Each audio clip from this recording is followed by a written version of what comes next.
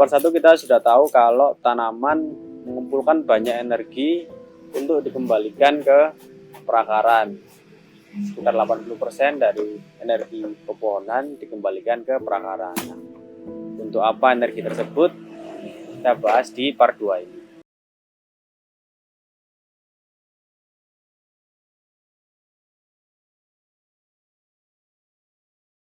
Ada beberapa fungsi dari energi yang dirilis kembali ke perakaran. Yang pertama adalah untuk membangun struktur perakaran dan mempertahankan fondasi dari tanaman itu sendiri. Yang kedua, energi tersebut digunakan untuk menyerap nutrisi-nutrisi yang memang sudah siap serap lewat proses difusi.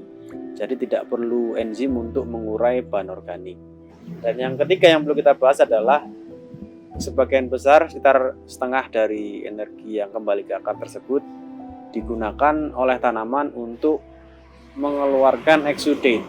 Apa itu exudate? Jadi dia adalah material yang kaya akan karbon dan dirilis secara eksternal oleh tanaman. Nah, isi dari exudate ini sebagian besar mostly adalah gula dengan sedikit protein dan dengan sedikit karbohidrat. Jadi kalau kita misalkan kita mau bikin exudates di dapur, maka bahan utama yang pertama adalah gula. Kita kalau di dapur kan menemui gula sebagai gula putih, gula pasir, brown sugar, molase, madu, dan sebagainya. Kemudian bahan lain adalah protein. Protein kalau di dapur kita ya seperti telur atau susu. Lalu ditambah dengan karbohidrat. Kalau di dapur ya seperti tepung-tepungan ya. Akhirnya kalau dari permisalan tadi, ketiga bahan tersebut kalau kita gabungkan akan menjadi adonan-adonan kue atau cookies. Nah, exudate ini adalah kue-kue yang diproduksi oleh tanaman untuk disediakan di sekitar perakaran. Exudate atau kue-kue ini dirilis di sekitar perakaran untuk diberikan kepada jamur dan bakteri agar mereka bisa menjalankan tugas mereka. Apa saja tugas mereka? Yang pertama sesuai tujuan awal, yaitu untuk membangun struktur agar si akar dapat menancap jauh lebih dalam dan memenuhi kebutuhan pertumbuhan mereka. Tanaman butuh bakteri dan fungi untuk membangun rongga-rongga yang bisa menjadi jalan bagi air dan udara, sehingga perakaran dari tanaman ini bisa jauh menancap ke dalam tanah dan memenuhi kebutuhan mereka. Sehingga nanti dengan adanya struktur perakaran yang baik, tanaman tetap bisa akan tumbuh di kondisi manapun, di kondisi kering sekalipun, seperti di gurun bahkan. Karena dengan adanya rongga-rongga yang dibuat oleh bakteri dan fungi tersebut, maka kita bisa menyimpan air lebih lama, jadi tidak tercuci. Jadi fungsi pertama dari struktur perakaran yang baik dalam tanah adalah agar kita bisa menyimpan air lebih lama di dalam tanah.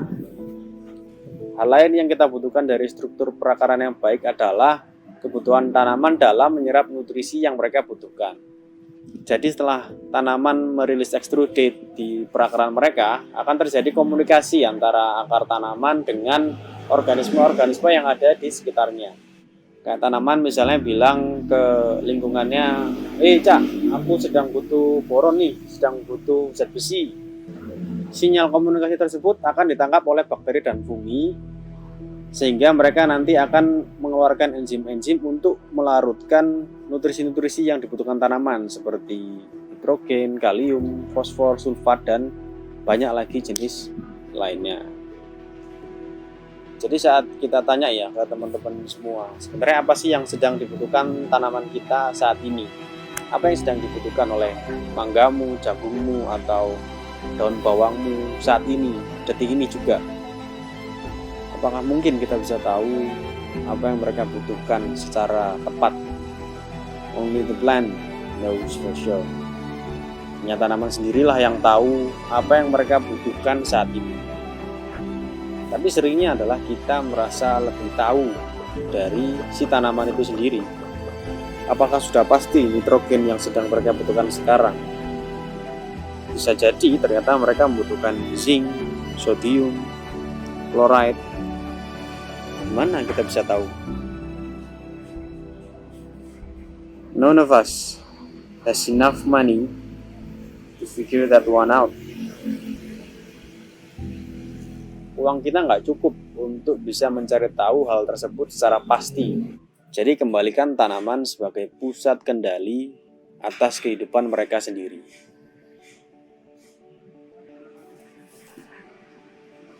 Exudates yang dihasilkan oleh tanaman akan dimanfaatkan oleh bakteri dan jamur untuk mengeluarkan enzim-enzim dan mengurai bahan-bahan penting yang ada dari dalam pasir, tanah liat, dan semua bahan organik yang sudah ada di dalam tanah kita. Kembali ke exudate tadi ya, setelah dirilis oleh tanaman dan diserap oleh bakteri dan jamur untuk produksi enzim dan mengurai nutrisi-nutrisi yang dibutuhkan oleh tanaman, kemana nutrisi itu pergi? Nah, di sini ternyata nutrisi-nutrisi tersebut masih tersimpan di dalam bakteri dan funginya. Jadi belum bisa diserap secara langsung oleh tanaman, belum available untuk si tanamannya. Nutrisi-nutrisi tersebut akan tersimpan dan digunakan oleh bakteri dan fungi untuk tumbuh dan berkembang secara masif di sekitar perakaran. Jadi kita tidak akan kehilangan nutrisi tersebut karena memang disimpan oleh bakteri dan fungi yang ada di sekitar perakaran. Karena nutrisinya sudah terikat dalam biomas bakteri dan fungi, maka mereka tidak akan tersapu oleh air hujan atau sistem irigasi lainnya. Bakteri dan fungi yang menyimpan nutrisi ini disebut dengan second trophic level dalam soil food web atau rantai makanan yang ada di dalam tanah. Lantas bagaimana cara kita merilis nutrisi tersebut yang tersimpan dalam bakteri dan fungi agar bisa terserap oleh tanaman? Saat itulah kita butuh the third trophic level. Kita butuh protozoa untuk memakan bakteri-bakteri tersebut. Protozoa aerobik seperti amoeba dan flagellata. Kemudian ada nematoda, fungal and bacterial feeding nematodes yang akan memakan bakteri dan fungi. Jadi setiap kali protozoa dan nematoda ini memakan mangsa mereka, maka nutrisi akan dirilis dalam bentuk kentut mereka atau kotoran-kotoran mereka. Jadi setiap kali nematoda atau protozoa ini memakan mangsa mereka, maka akan merilis nutrisi-nutrisi seperti nitrogen, fosfor, magnesium, kalsium, dan banyak lagi nutrisi-nutrisi lain yang memang dibutuhkan oleh tanaman. Oh ya, ada berapa jenis nutrisi yang dibutuhkan oleh tanaman sih? Karena di dunia sains sendiri kita belum setuju dalam topik ini. Kalau dari zaman bahula dulu, para fisiologi tanaman, para botanis-botanis menyebutkan ada 3 unsur penting untuk tanaman, yaitu NPK saja. Kemudian di tahun 1939, Ernen dan Stout bilang ada 18 jenis unsur yang dibutuhkan oleh tanaman. Dan hingga saat ini, dari semakin banyaknya penelitian yang dilakukan, ternyata ada lebih banyak unsur yang ada dalam tabel periodik yang ternyata dibutuhkan oleh tanaman. Jika salah satu dari mereka tidak ada dalam jumlah tertentu, maka itu akan menghambat pertumbuhan dari tanaman kita. Oke, jadi residu atau kentut-kentut dan kotoran-kotoran dari nematoda dan protozoa ini akan dirilis di sekitar perakaran dan akan diserap secara langsung oleh si akar tanaman. Kenapa ada banyak protozoa dan nematoda di dekat perakaran? Karena di situ hadir bakteria dan fungi. Kenapa bakteri dan fungi ada di sekitar perakaran? Karena akar merilis exudates. Kita harus bisa menghadirkan interaksi antar bocil-bocil organisme di sekitar perakaran ini agar terjadi siklus nutrisi. Kenapa sih nutrisi tersebut dirilis kembali oleh nematoda dan protozoa dalam bentuk kentut atau mereka? Karena si bakteri dan fungi ini mengandung begitu banyak jenis dan jumlah nutrisi, yang mana tidak semuanya dibutuhkan oleh si nematoda dan protozoa tersebut. Sampai akhirnya mereka harus mengentutkan atau pooping it out nutrisi-nutrisi yang dibutuhkan oleh tanaman. Jadi akhirnya nanti tanaman akan secara senang hati memproduksi exudate-exudate tersebut agar mereka bisa memenuhi kebutuhan nutrisi-nutrisi mereka secara tepat dan seimbang. Tapi saat kita merasa lebih tahu dan kita menambahkan bahan-bahan sintetis ke dalam akar tanaman, apa yang terjadi? Maka akan ada ketidakseimbangan nutrisi di perakara. Tanaman terkadang akan bingung jadinya saat kita menambahkan terlalu banyak fosfor atau kita membanjiri sulfat di sekitar perakaran mereka. Padahal saat itu mereka sedang membutuhkan unsur-unsur yang lain. Akhirnya apa yang terjadi? Ya, tanaman kebanyakan nitrat saat dia membutuhkan boron, dia kebanyakan sulfat saat dia membutuhkan zinc. Dan kita melakukannya secara tidak sadar karena kita pikir itulah bentuk kasih sayang kita pada tanaman. Dengan mendulang mereka dengan unsur-unsur yang kita pikir memang baik untuk tanaman. Itulah sebaiknya kenapa kita mengembalikan kontrol penuh kepada si tanaman. Biarkan mereka menentukan sendiri kebutuhan mereka. Karena mereka bukan manusia, komunikasi yang mereka lakukan hanya bisa dilakukan dengan organisme-organisme yang ada di dalam tanah. Kita masih belum mampu untuk melakukan komunikasi tersebut. Lalu apa tugas kita? Tugas kita manusia adalah mengembalikan semua diversitas, semua keberagaman spesies, mulai dari bakteria, fungi, protozoa, nematod, artropod, cacing, semua rantai makanan yang harusnya terjadi secara seimbang. Dalam satu potongan kayu ada lebih dari jutaan spesies bakteria. Dan saat kita pindah ke sayuran ada jutaan spesies lain yang berbeda dan akan terus berbeda tergantung dengan ekosistemnya.